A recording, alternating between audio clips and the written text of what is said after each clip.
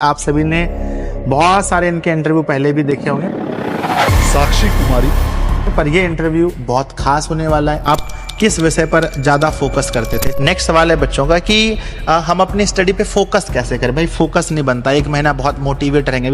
Night study के बारे में आप क्या कहना चाहते हैं? तो 1000 मैसेज आए कि साक्षी दी के पास जा रहे हैं आप इंटरव्यू लेने, जरूर पूछिए कि मोबाइल का सही उपयोग कैसे करें, वो मुझे बताएं। कि नए बच्चों को आप क्या सलाह देना चाहेंगे?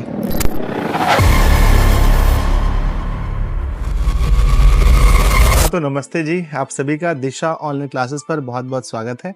और आज हमारे साथ हैं बिहार की रैंक 1 प्यारे बच्चों मैट्रिक का जो 2025 में रिजल्ट निकला, साक्षी कुमारी। और साक्षी कुमारी किसी भी पहचान की मोहताज नहीं है। आप सभी ने बहुत सारे इनके इंटरव्यू पहले भी देखे होंगे, पर ये इंटरव्यू बहुत खास होने वाला है उन सभी बच्चों के लिए जो 2026 में एग्जाम देने वाले हैं। आप लोग के लिए बहुत कुछ सीखने को मिलेगा, क्योंकि मैं यहाँ पर 1 आध घंटे पहले आया हूँ।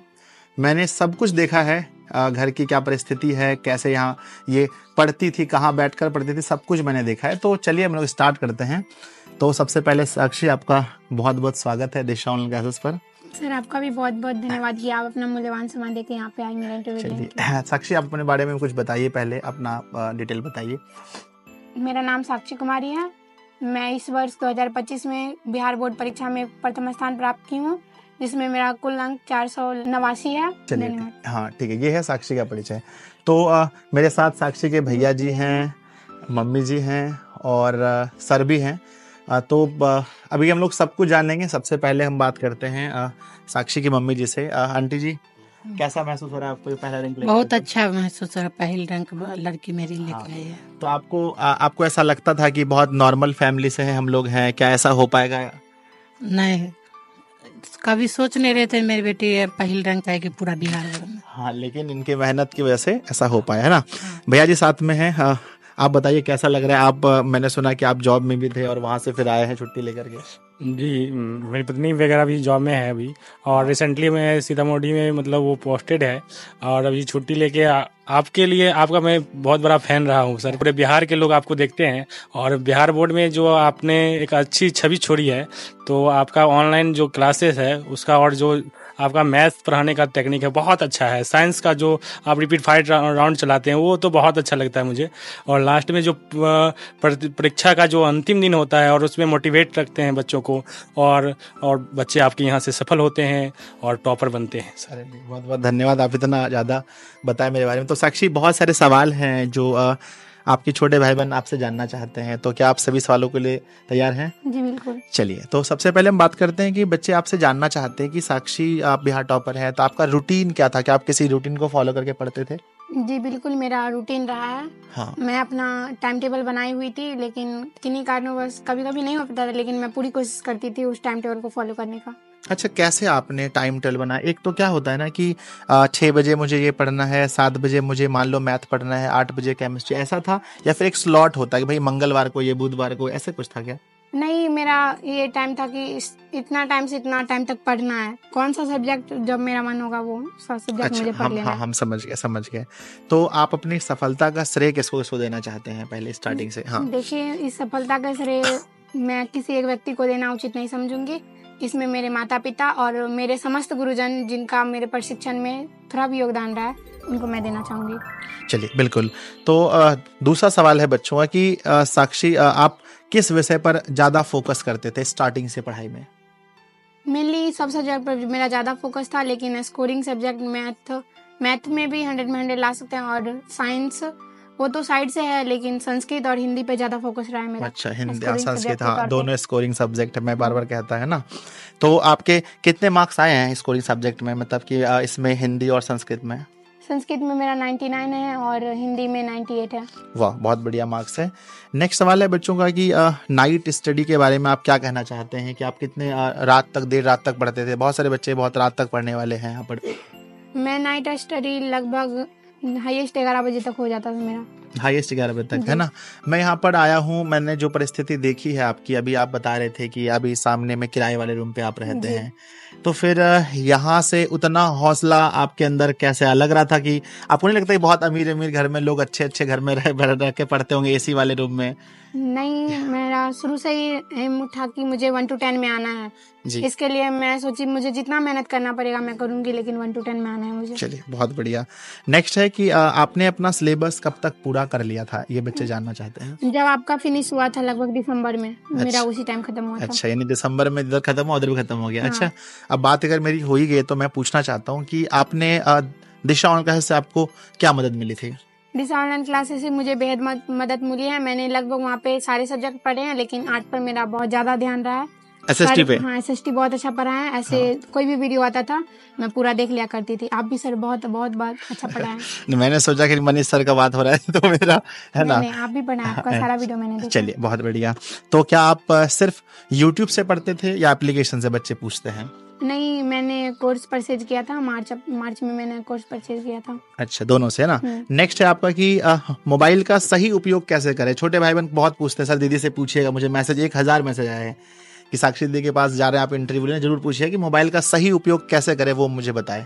अभी सोशल मीडिया का अभी ज्यादा यूज करते हैं बच्चों, मैं उनको बोलूंगी अभी पढ़ाई ज्यादा इंपॉर्टेंट है आप लोगों के लिए, पढ़ाई पर ध्यान दीजिए। और सोशल मीडिया यूट्यूब के अलावा मैं बोलूंगी किसी चीज का यूज मत कीजिए, बच्चे उससे ज्यादा डिस्ट्रैक्ट हो जाते हैं। मैं बोलूंगी उसका यूज नहीं करना। बहुत बढ़िया। तो आप लोग को आंसर मिल रहा है हर एक सवाल का। नेक्स्ट है कि आंसर राइटिंग आपके अनुसार कितना मतलब मैटर करता है टॉपर बनने के लिए? आंसर राइटिंग बहुत ज्यादा मैटर करता है। वहाँ पे आपको ये नहीं पूछा जाएगा कि आप कैसे हैं, वहाँ पे आपको अपना राइटिंग प्रेजेंट करना पढ़ना पड़ता है। वहाँ पे जो क्वेश्चन पूछा गया आपको वहाँ पे रिप्रेजेंट करके बताना पड़ता है कैसा है। नॉलेज सबके पास रहता है, लेकिन उसको रिप्रेजेंट करना ज्यादा इंपॉर्टेंट होता है। बिल्कुल। तो बच्चों, हैंड राइटिंग के बारे में इन्होंने कहा कि स्टार्टिंग से आपको अपनी हैंड राइटिंग पर फोकस करना है। ठीक है, शुरू से ही आप लोग कोशिश कीजिए कि सिलेबस भी खत्म हो, हैंड राइटिंग भी ठीक ठाक बने। नेक्स्ट सवाल है कि रिवीजन का बेस्ट तरीका क्या है आपके अनुसार, कैसे बच्चों को रिवीजन करना चाहिए? जैसे ही कोचिंग में पढ़ लिए, मान लीजिए ऑफलाइन पढ़ लिए, ऑनलाइन पढ़ लिए, घर पे बैठ के कैसे रिवीजन करें आप? रिवीजन का बेस्ट तरीका है, अगर चैप्टर खत्म हो गया उसको आप पहले 1 शॉट में पूरा देख लीजिए। उसके बाद अगर 2-3 दिन हो जाए, अगर आपको लग रहा है मैं भूल रही हूँ, फिर से उसको एक नज़र देख लीजिए, आपका रिवीजन हो जाएगा। हाँ, तो रिवीजन का तरीका है भाई कि आपका जो भी चैप्टर खत्म हुआ है उसको कुछ दिनों के बाद हमें रिपीट करते रहना चाहिए, और टेस्ट वगैरह भी अगर हो तो लगाते रहना चाहिए, है ना। नेक्स्ट सवाल है बच्चों का कि हम अपनी स्टडी पे फोकस कैसे करें। भाई फोकस नहीं बनता, एक महीना बहुत मोटिवेट रहेंगे, अभी अप्रैल का ना, आप लोग की वीडियो देख करके पूरा मोटिवेट रहेंगे और अगली महीने से फिर डिमोटिवेट। तो वो फोकस, गर्मी हो, सर्दी हो, बरसात हो, सब दिन फोकस कैसे रहे, आप क्या कहना चाहेंगे? स्टडी में फोकस कैसे रहे? मैं भी शुरू में थोड़ा डिमोटिवेट हो गई थी, धीरे धीरे जाते मेरा एसएसटी पे थोड़ा कमांड कम था। आपने लिख के रखा था एसएसटी, क्या लिखा था? Fear, biggest fear. अच्छा, एसएसटी आपका बिगेस्ट फियर था। कितने मार्क्स आए हैं एसएसटी में? 99। अरे भाई, कहाँ से बिगेस्ट फियर था? हाँ बताओ। मेरा लास्ट टाइम में मैंने उस लाइब्रेरी ज्वाइन किया था, वहाँ पे एसएसटी पर ज्यादा ध्यान दी। मेरा जब मैं डिमोटिवेट होती थी, दिशा पर जितने टॉपर के वीडियो है मैंने सबका टॉपर का वीडियो देखा है, खासकर जोहर अहमद वीडियो, उनका जो वीडियो था। अच्छा, जोहर भाई का। हाँ। उनका भी बैकलॉग बहुत ज्यादा लग गया था, बहुत ज्यादा। उसका मैंने लिया था। हाँ। मेरा भी बैकलॉग ज्यादा लग गया था। मैंने अक्टूबर से पूरे एसएसटी को कवर किया है, तो उनका जब मैंने वीडियो देखा, आपने उनका अक्टूबर के आसपास पोस्ट किया था, तब मुझे लगा जब ये भैया कर सकते तो मैं भी कर सकती हूँ। उस टाइम से मैंने भी देखो जी, आज बिहार के बच्चे साक्षी दीदी की फैन हैं, उनकी वीडियोस देखना चाहते हैं, पर एक समय था जब साक्षी भी जोहर अहमद रैंक 6 सिवान जिला, उनका फैन तो वीडियो देख रही थी, है ना। चलिए, तो मतलब फोकस के लिए आपने भी वीडियोस वगैरह मोटिवेशन वीडियो देखा। नेक्स्ट सवाल है बच्चों का कि फेस्टिवल को साक्षी कैसे मैनेज करते थे? बहुत सारे त्योहार होते हैं हमारे, उसमें मतलब पढ़ाई भी इम्पोर्टेंट है, पर सब त्योहार भी मनाना जरूरी है ना। दुर्गा पूजा, काली पूजा, ये सब मनाना है, तो फिर कैसे इसको मैनेज करते थे? इसमें स्टडी को कैसे मैनेज करते थे? जब फेस्टिवल है, ऐसे नहीं है फेस्टिवल को छोड़ देना चाहिए। फेस्टिवल सेलिब्रेट कीजिए, लेकिन एक टाइम तक। लोग होता है 1 दिन हो गया, 2 दिन हो गया, ऐसे नहीं। जिस दिन फेस्टिवल है उस दिन आप फेस्टिवल सेलिब्रेट कीजिए। अगर रात का समय है तो छोड़ दिए, नहीं तो दिन को पढ़ना चाहिए आपको। चलिए, ये सब तो बच्चों के सवाल हैं, कुछ मेरे भी सवाल हैं जो मैं भी पूछना चाहता हूँ। मेरे साथ अक्सर होता था जब मैं खुद 10th में पढ़ता था कि भाई हम लोग ये सोचते थे कि कल सुबह उठ करके 5 बजे से मुझे पढ़ना है, ठीक है, और गलती से 6 बजे सोकर उठते थे और अपने आप को संतावना देते, चलो आज हो गया तो कल जरूर 5 बजे उठेंगे। ऐसे करने के चक्कर में पूरे वर्ष में 15-20 दिन ही ऐसा था जब हम उठ पाए थे। तो साक्षी के साथ क्या होता था? मेरे साथ भी अक्सर ऐसा हुआ। मैं रात को 11 बजे सो जाती थी। सुबह को सोचती थी कोचिंग जाने से पहले मैं उठ के पढ़ लूंगी, लेकिन सुबह टाइम का पता ही नहीं चलता था, 5 मिनट के चक्कर में टाइम बीत जाता था मेरा। अच्छा सुनो जी, ये टॉपर के साथ भी होता है, अगर आपके साथ हो रहा है तो कोई बड़ी बात नहीं है, लेकिन फिर भी इसको कंट्रोल मैनेज करना। मैनेज करना। चलो अब फिर चलते हैं बच्चों के, है ना। तबीयत खराब हो जाने पर हम कैसे मैनेज करें सिलेबस को? अगर तबीयत 2-4-5 दिन खराब हो गया, क्लासेस तो बहुत सारी हो जाती हैं, फिर उसको कैसे मैनेज करें? बैकलॉग जब आपका उतना लग गया तो आपको एक दिन में क्लासेस बहुत ज्यादा देखनी पड़ेगी। बिल्कुल उसके लिए आपको प्रॉपर नोट्स भी बनाना पड़ेगा, डबल मेहनत करना पड़ेगा आपको इसके लिए। बिल्कुल, यानी कि घंटा आपको बढ़ाना पड़ेगा। जी। नेक्स्ट सवाल है बच्चों का, एग्जाम टाइम में दीदी ने कैसे पढ़ा था? जैसे कि मान लो कि कल पेपर होने वाला है, तो आज आपके मन में क्या चल रहा था? भाई आज क्या पढ़ ले कि कल हमारे पेपर में क्वेश्चन आ जाए, या मॉर्निंग में क्या पढ़ के जाए, ये बताओ। एग्जाम से वैसे तो 1 मंथ पहले ही मैं हर एक दिन उसका लगा रही थी कि मुझे ये करना है, लेकिन एग्जाम से 1 दिन पहले की बात करें तो हिंदी पहला दिन मेरा था। हाँ। तो हिंदी का जितना भी क्वेश्चन मुझे लगा आएगा, मैंने पूरा एक कॉपी में पूरा लिखा है सबको। मैंने उसका हैंड राइटिंग प्रैक्टिस बहुत ज्यादा किया था। बिल्कुल जी। तो आपने पहले ही उसका प्रैक्टिस कर लिया। नेक्स्ट सवाल है बच्चों का कि क्या टॉपर्स के भी दोस्त होते हैं या अकेले रहती है? नहीं टॉप मेरे भी बहुत सारे दोस्त हैं, लेकिन हद तक, उससे ज्यादा नहीं है कि दोस्त आए बस वहाँ पे चले गए। दोस्ती अच्छी है लेकिन वही पॉजिटिव वे में। हाँ बिल्कुल, यानी कि अगर आप पढ़ने वाले विद्यार्थी जी हैं तो आपके दोस्त भी वैसे होने चाहिए जो पढ़ने वाले हो। हाँ, ऐसे नहीं कि आपको। नेक्स्ट सवाल है बच्चों की कि ऑनलाइन क्लास आप कैसे करते थे? यानी कि रिकॉर्डेड, लाइव, ऐप से, यूट्यूब से, दिन रात ऐसे कैसे करते थे? क्या था आपका रूटीन? ऐसे तो मैं लाइव बहुत कम देखती थी, मुझे टाइम नहीं मिल पाता था। और लाइव में मेरा शुरू से रहा है, मैं 2x स्पीड से देखती थी। तो लाइव में थोड़ा स्लो हो जाता था, इसलिए मैं हमेशा रिकॉर्डेड देखती थी, और बैकलॉग की वजह से मुझे तो ज्यादा रिकॉर्डेड देखना पड़ा था। चलो ये भी सवाल का जवाब मिल गया भाई आप लोगों को। नेक्स्ट है कि, है ना, खुद से आप बुक्स पढ़ते थे? मान लो एसएसटी है, आप खुद से लाइन बाय लाइन पढ़ते थे, या सर ने जो लेक्चर्स दे दिया उस लेक्चर को देखते थे और उनके नोट्स को पढ़ते थे? क्या नहीं, करते सर जो लेक्चर देते थे उनको देखती थी, उसके बाद उनका नोट्स बनाती थी, उसके बाद जो बुक है उसको लाइन बाय लाइन पढ़ती थी। अरे भाई साहब, दोनों चीज इंपॉर्टेंट है बच्चों। आप लोग बहुत पूछते हो, मुझसे भी पूछते रहते हो, है ना। अब हम बता दे रहे, संजय सर ही बता रहे क्या है, अब टॉपर बता रही तो फिर अब समझ में आएगा आपको। नेक्स्ट बच्चों की, है ना, नेक्स्ट हमारा सवाल है कि क्या आपके ऊपर ज्यादा मार्क्स लाने का कोई प्रेशर था? हाँ, पापा शुरू से बोले थे कि 1 to 10 में आना है तुमको। लास्ट टाइम में भी बोले थे पढ़ाई कर रही हो नहीं कर रही हो, 1 to 10 में आना है तुमको, अच्छे से पढ़ाई करो। हाँ था मुझको। चलो अब ये बच्चों का एक सवाल मेरा है कि जब आपको कॉल आ गया, वेरिफिकेशन के लिए कॉल आ गया, तो उस समय मतलब कि कैसा, मतलब कब आपने मुझे मतलब ऑफिस में कॉल करके बताया मेरे, फिर आप वहां भी मिले थे, मैंने देखा आपकी आंखों में चमक भाई, अब तो लगता है कुछ होने वाला। अच्छा, कैसा फील हो रहा था उस दिन, बताओ। उस दिन अच्छा, बहुत अच्छा महसूस हुआ कि हाँ, उतने सारे जो चंद चुनिंदा बच्चों को वहाँ पे बुलाया जाता है, उसमें मैं भी एक शामिल हूँ। हाँ बिल्कुल, नहीं उस दिन लग गया था कि रिजल्ट अब अच्छा आने वाला है ना। नेक्स्ट सवाल है कि स्ट्रॉन्ग एंड वीक सब्जेक्ट दीदी का क्या था? मेरा वीक तो, उस पे कोई सब्जेक्ट वीक नहीं होता है, अगर आप उस पे ध्यान नहीं दे रहे हैं तो वो आपका वीक होगा। मेरा वीक तो नहीं बोल सकते, लेकिन मेरा उस पे शुरू से कमांड नहीं रहा था, एसएसटी था, लेकिन मैंने लास्ट में उसको जाके उस पे कमांड कर लिया था। 99 मार्क्स है ना जी। और स्ट्रॉन्ग सब्जेक्ट? स्ट्रॉन्ग सब्जेक्ट ऐसे तो मेरा मैथ था, लेकिन उसका रिजल्ट थोड़ा कम रहा है। कितना आया? 98। तो देखो जी, वो भी पूछ डाला। नेक्स्ट सवाल है कि लॉन्ग क्वेश्चन की स्पेशल स्ट्रेटजी दीदी की क्या थी? जैसे कि एग्जाम, अब भाई लॉन्ग क्वेश्चन प्रॉब्लम आपको पता है, ऑब्जेक्टिव सबका हो जाता है, शॉर्ट क्वेश्चन भी लोग बना ही देते हैं, जाके मैटर फंसता है लॉन्ग क्वेश्चन में। तो क्या आपने स्ट्रेटजी ऐसा अपनाया था? लॉन्ग क्वेश्चन के लिए तो सबसे पहले आपका कॉन्सेप्ट क्लियर होना चाहिए। लॉन्ग क्वेश्चन में आपको अपने मन से भी बहुत कुछ लिखना पड़ता है, इसके लिए आपको पूरा कॉन्सेप्ट क्लियर होना चाहिए, और सर जो करवाते हैं अंतिम प्रहार वो पूरा क्लियर होना चाहिए। उसके बाद आपको क्वेश्चन बैंक प्रैक्टिस होना चाहिए, पीवाईक्यू लगाइए, हो जाएगा आपको। चलिए, पहले भाई कॉन्सेप्ट होना चाहिए, बीच में लिख के प्रैक्टिस करो, लास्ट में मेरे से या फिर जहां भी आप पढ़ते हो, हाँ थोड़ा सा आप लॉन्ग क्वेश्चन को, मतलब उसका प्रैक्टिस जरूरी है ना।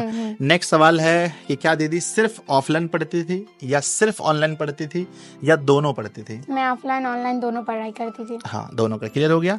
नेक्स्ट है कि नए बच्चों को आप क्या सलाह देना चाहेंगे? देखिए, नए बच्चों को अच्छे से, एकदम अच्छे से देना, 1 मिनट कम से कम, ताकि सब लोग वही संतुष्ट रहे। हाँ, देखो, मैं नए बच्चों को ये बोलना चाहूंगी, आप लोग फोन का ज्यादा यूज नहीं करें, और जितना फोन से ज्यादा दूरी रखेंगे, उसके लिए मैं एक पॉजिटिव वे में बोल रही हूँ। फोन से दूरी रखने के लिए, पढ़ाई करने के लिए आपको फोन इम्पोर्टेंट है, अगर आप ऑनलाइन पढ़ रहे हैं तो।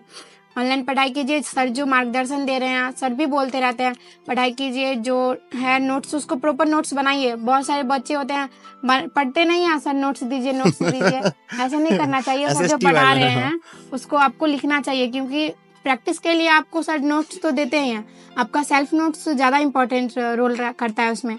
इसलिए नोट्स बनाइए, PYQs लगाते रहिए, क्वेश्चन बैंक सॉल्व कीजिए, जो चैप्टर खत्म हो रहा है उसका क्वेश्चन बैंक जरूर लगाइए और प्रैक्टिस सेट भी लगाते रहिए, आपका बहुत अच्छा रिजल्ट होगा। चलो जी, सब कुछ जितना आप सुनना चाहते थे सब कुछ हो गया है ना, सब कुछ बता दिए है ना। आप ऑफलाइन कोचिंग कहाँ पढ़ते थे? मेरा ऑफलाइन कोचिंग मैं 6th क्लास से न्यूटन कोचिंग में पढ़ती थी और 9th 10th में KJN इंस्टीट्यूट नारंग जाती थी चलिए मैं। बहुत बढ़िया। आपके अनुसार दिशा ऑनलाइन क्लासेस क्या है? दिशा ऑनलाइन Last question क्लासेज है। पढ़ाई का एक बहुत बड़ा प्लेटफॉर्म है जिसपे बच्चे आके बहुत अच्छा पढ़ाई कर सकते हैं। यहाँ पे सर आपको बहुत अच्छे से गाइड भी करते हैं। लास्ट टाइम में सर अपना पूरा टाइम देते हैं। सर तो लास्ट टाइम में बोलते थे कि मैं 2 दिन तक सोया नहीं हूँ। सर जब आपके लिए इतना मेहनत करते हैं, आप लोगों को भी करना चाहिए। यहाँ पे सर आपको क्वेश्चन तो करवाएंगे, क्वेश्चन बैंक करवा देंगे, उसका PYQs लगा देंगे, अदर बुक से रहता है उसका भी करवा देते हैं। और लास्ट में सर का तो आता ही है, सर 700 प्लस रामबाम, अंतिम प्रहार, तांडव, ये सब करिए, आपका बहुत अच्छा रिजल्ट होगा। चलो जी, है ना। तो मेरे बच्चे बहुत सारे सवाल, मैंने ऐसा सोचा भी नहीं था कि साक्षी इतना फराटेदार जवाब देगी सारे सवाल के लगभग अप्रोक्स आप लोगों को जवाब मिल चुका है बच्चों। और अंत में यही है भाई कि मोटिवेशन कुछ नहीं, बस पढ़ना है जी, पढ़ने के लिए क्या करना पड़ेगा, तो पढ़ने के लिए पढ़ना पड़ेगा, दूसरा कुछ नहीं है। पढ़िए, बाकी मुझे बहुत अच्छा लगा और भगवान जी करे आप ऐसे ही 12th क्लास में भी अच्छा करो, जीवन में भी बहुत अच्छा करो और अपने मम्मी का, भैया का, ऑफलाइन ऑनलाइन सभी गुरुजी का और नाम रोशन करो। ठीक है बच्चों, आप लोग बल्कि बाकी क्या सोचते हैं दीदी के विषय में, दीदी का इंटरव्यू के बारे में, तो आप लोग कमेंट जरूर कीजिएगा। धन्यवाद।